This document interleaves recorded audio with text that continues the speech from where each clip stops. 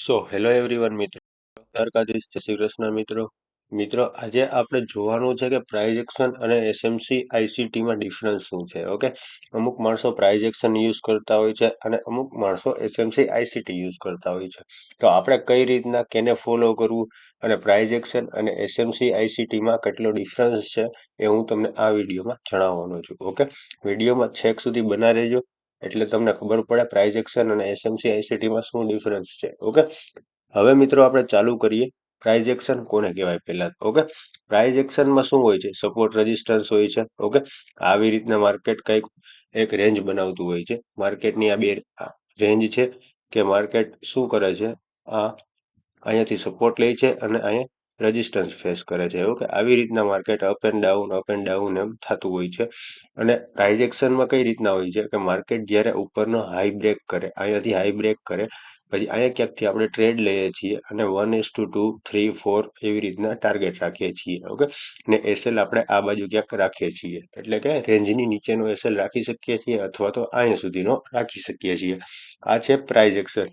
હવે price એક્શનમાં disadvantage શું છે કે તમને આમાં ના તો કોઈ ટાર્ગેટની ખબર હોય છે કે માર્કેટ ક્યાં સુધી ઉપર જવાનું છે. ઓકે, અને એસએલની ખબર હોતી નથી કે માર્કેટ અહીંયાથી બ્રેકઆઉટ થયું છે તો માર્કેટમાં એસએલ ક્યાં રાખવો. અહીંયા સુધીનો રાખશો તો બહુ મોટો થઈ જશે અને કેન્ડલ લોનો લાગશો તો માર્કેટ રિટ્રેસમેન્ટમાં હિટ કરી નાખશે. ઓકે, તો આવી રીતના પ્રાઇઝ એક્શનનો યુઝ થાય છે અને આમાં પ્રોફિટ ટાર્ગેટ કેટલો હોય છે?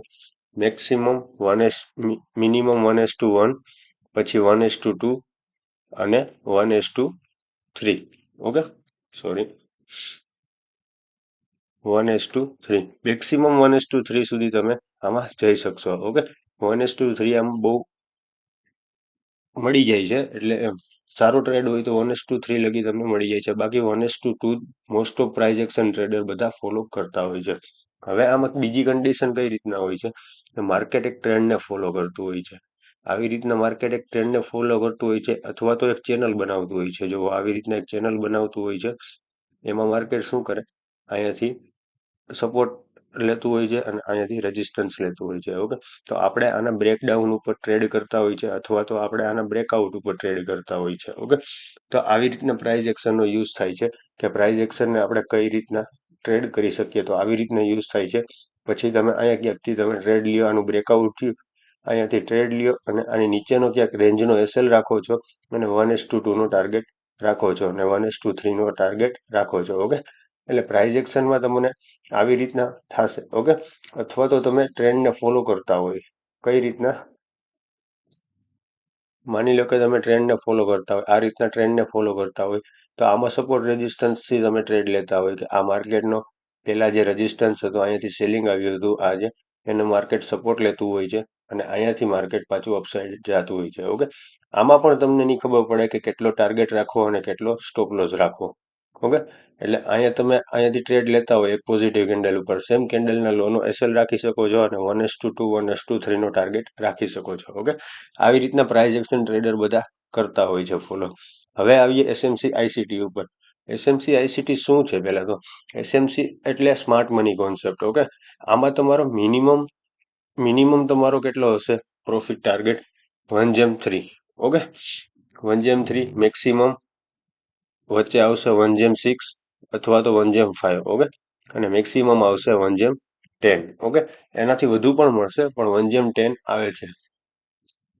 હવે એસએમસી આઈસીટી ટ્રેડર હોય એ લોકો શું જોતા હોય છે કે આમાં કઈ રીતના ટ્રેડ કરતા હતા બધા? જુઓ, અહીંયા માર્કેટે પહેલા સેલિંગ બતાવ્યું એટલે આ રેઝિસ્ટન્સ બની ગયો માર્કેટનો અને પછી માર્કેટ જ્યારે ત્યાંનું સપોર્ટ લેવા આવ્યું ત્યાંથી માર્કેટ બાઉન્સ થયું. ઓકે, હવે એસએમસી આઈસીટીમાં કઈ રીતના હશે કે માર્કેટ માની લો કે આવી રીતના એક ટ્રેન્ડ ફોલો કરતું હોય છે. ઓકે, તો આમાં કઈ રીતના હશે કે માર્કેટ જ્યારે આ રિજેક્શન લે છે, ઓકે, આ રિજેક્શન લે છે ત્યાંથી એક્સ્ટ્રીમ વાળો પીઓઆઈ એટલે કે એક્સ્ટ્રીમ લેવલની એફવીજી અથવા તો ઓર્ડર બ્લોક અહીંયા ક્યાંક હશે, ત્યાંથી માર્કેટમાંથી ટ્રેડ ઉપાડશે અહીંયા પોઝિટિવ કેન્ડલ ઉપર, એટલે કે એક્સ્ટ્રા કન્ફર્મેશન ઉપરથી ટ્રેડ લેશે અને આની નીચેનો ક્યાંક એસએલ રાખશે અને 1:3. આમાં આપણને ટાર્ગેટની બધી ખબર હશે, એસએલ ક્યાં રાખવો અહીંયા તમને ખબર પડી જશે કે આ ઓર્ડર બ્લોકની નીચેનો આપણે એસએલ રાખવો.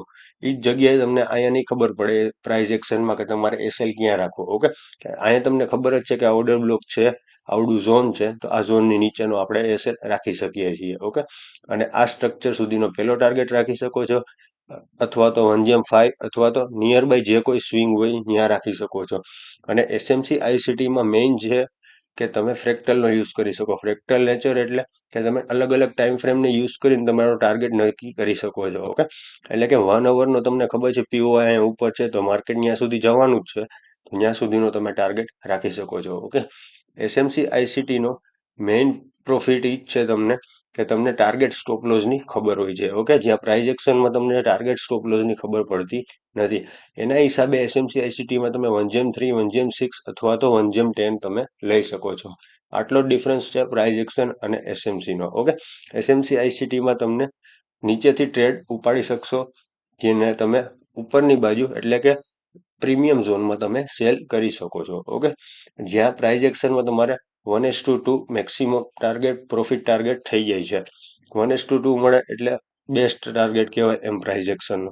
સામે ત્યાં રિસ્ક પણ ઓછું હોય છે. ઓકે, એસએમસી આઈસીટીમાં તમારો રિસ્કમાં કેવું થાય કે પીઓઆઈ ગમે એવડો બને તમારે આના લોનો જ એસએલ મૂકવાનો થાય. ઓકે, એટલે તમે અહીંયા ઓછી ક્વોન્ટિટી ઉપાડી શકો છો અને ટ્રેડ કરી શકો છો, જ્યાં તમારે પ્રાઇઝ એક્શનમાં સેમ ક્વોન્ટિટીથી પણ ટ્રેડ કરી શકો છો. ઓકે, તો મિત્રો આ જ ડિફરન્સ છે પ્રાઇઝ એક્શન અને એસએમસી આઈસીટીનો. ઓકે મિત્રો, મળીએ નેક્સ્ટ વિડીયોમાં. ને તમને આ વિડીયો કેવો લાગ્યો એ મને કોમેન્ટ સેક્શનમાં જરૂરથી જણાવજો. ઓકે, વિડીયોને લાઇક કરવાનું ન ભૂલતા. ઓકે, મળીએ નેક્સ્ટ વિડીયોમાં. જય દ્વારકાધીશ, જય શ્રી કૃષ્ણ મિત્રો.